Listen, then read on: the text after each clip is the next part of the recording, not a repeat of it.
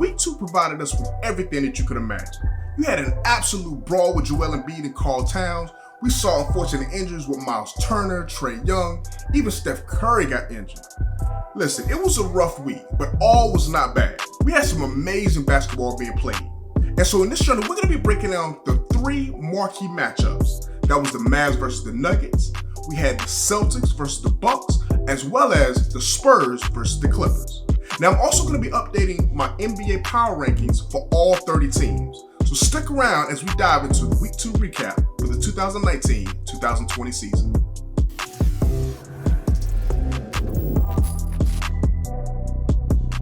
Welcome back to Journey of a Ballaholic, the best talk show, Basketball Addicts. I'm your host, General Hannibal X. Now, in this journey, we're going to be breaking down the Week 2 recap for the 2019-2020 season. I'm also going to be giving you my outstanding players of the week, and I'm going to also update my NBA power rankings. But before we get too far in that, we got to start off with the Game 1 of our marquee matchup series. And for this week, that's the Denver Nuggets and the Dallas Mavericks. This game featured the Joker on one side, Kristaps Porzingis and Luka Doncic on the other side. It was like a European extravaganza, and this game did not disappoint. And we also had a surprise ending at the end of this matchup. Let's go ahead and jump right into it.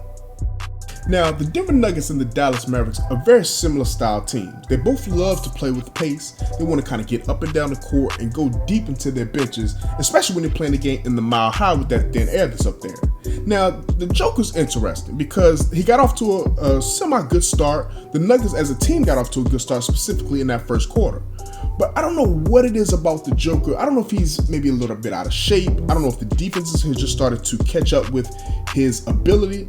But he just hasn't really seemed to be in real mid-season form yet. I mean, it's still early, but I don't know. Something is a little off with his game. Now, granted, he had a triple-double in this game, 10 points, 10 rebounds, 10 assists, but only took 8 shots. You can't be 4 for 8 and you're the superstar and your team does not win the game. He's got to give us more. He's supposed to be that guy this year. He's got to give the Denver Nuggets more.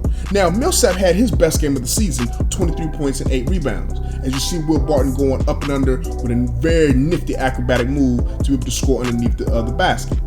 But they need more help than that.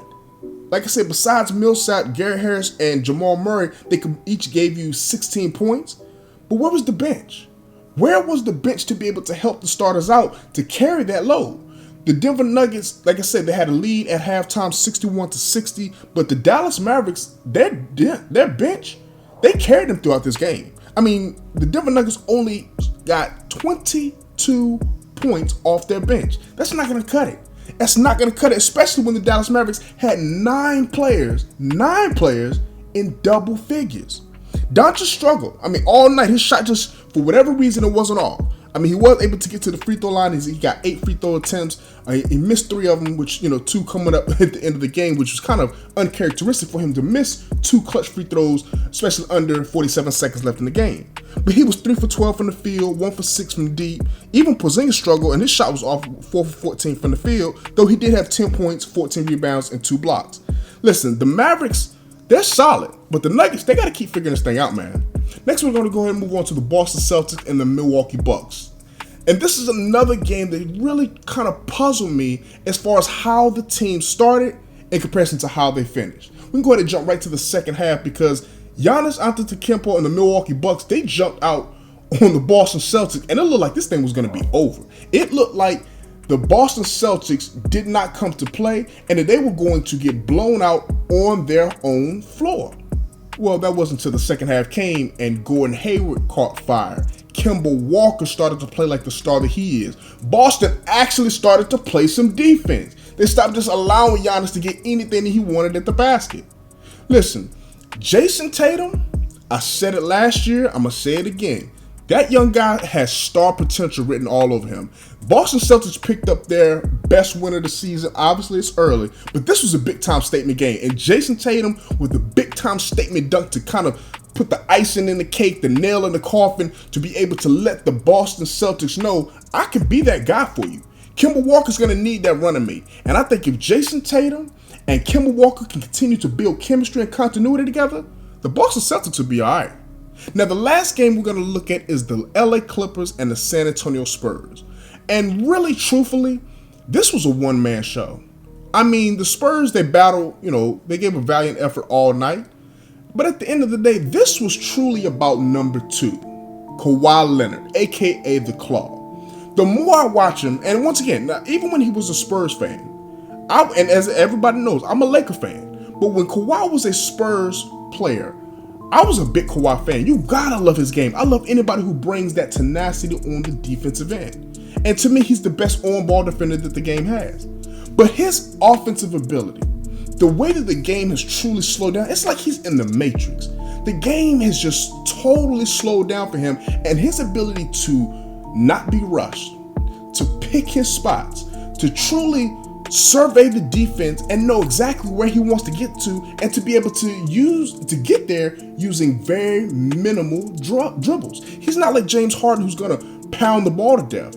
He's gonna jab step. He's gonna ball fake. He's gonna give you all the fundamentals that you need to be able to get the separation he needs, because his mid-range jump shot, it's elite. Listen, I hate to continue to make this comparison, but Kawhi Leonard reminds me more and more of a less athletic version of Michael Jordan. He's got those mitts, those gigantic hands that just allows him to truly toy with the basketball and move it almost like it's a ping pong ball, it seems like. Don't let him get his hands on the ball defensively. He's an animal, and offensively his game is picked up. He's a problem, man. He's an absolute problem. And I think that as you continue to look at the growth that Kawhi Leonard has had, now that he's added that elite mid-range shot, which is really the worst shot that you want to take in the NBA, he's mastered that shot. That's what Kobe and Jordan mastered.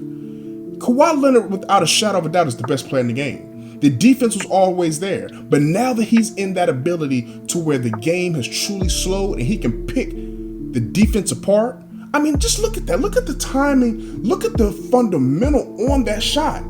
To be able to lean back, give him the Jordan lean back, to be able to just kind of watch this, how he slowly just rocks Bellinelli to sleep. This ability that he has, where his handle's not elite, but he's got the step back game, he's got the pull up game, the 1-2 dribble going left or right. That's what you have to love about him. He can truly go either way. The Clippers are only scratching the surface of how good they're going to be. They got an all-star coming back in Paul George, and it's going to take the pressure off of Kawhi Leonard. But this game here, where he had 38 points, he only had 1 assist, but he had 4 steals, 10 rebounds. He's a problem, man. Let's go ahead and move on to our outstanding players of the week. And to me, it should be no surprise here.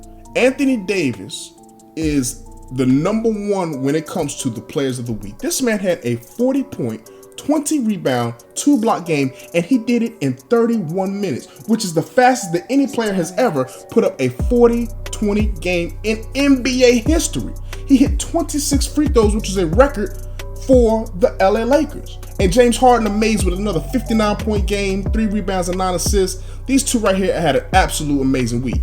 Now, as we jump into the power rankings, we got to go ahead and look at the Memphis Grizzlies, the Sacramento Kings, the New Orleans Pelicans. These guys are at the bottom of the barrel when it comes to the power rankings. One of the biggest surprises are the Golden State Warriors. They're slipping, and with Steph Curry now ruled to be out for at least 3 months, the Golden State Warriors are going to be at the bottom of the barrel. They are an absolute lottery team.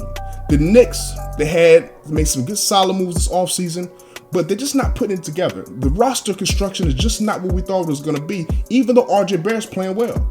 The Bulls and the Thunder kind of just kept par.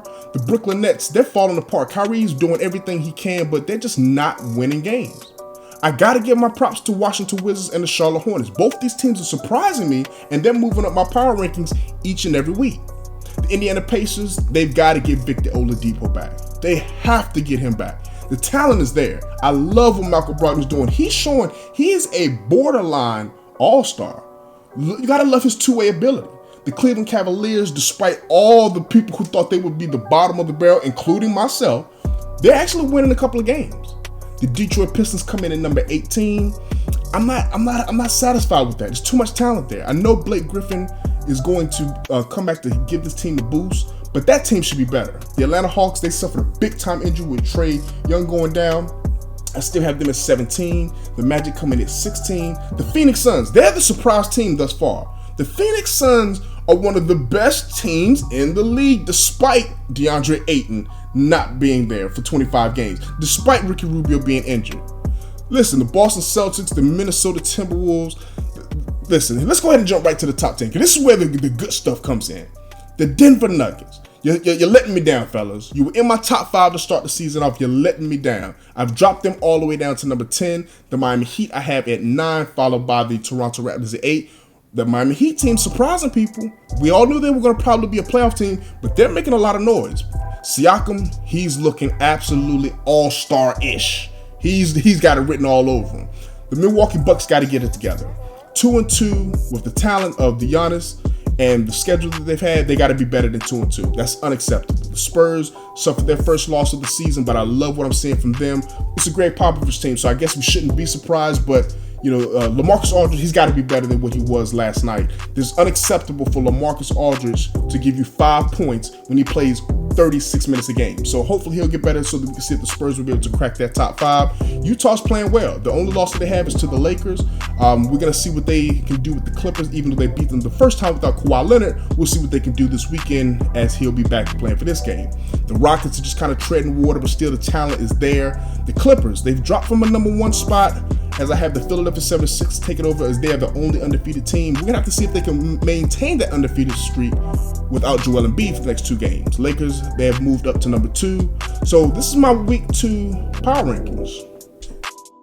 Now, because of that brawl that Joel Embiid and Karl Towns had, they both have to serve 2-game suspensions between them.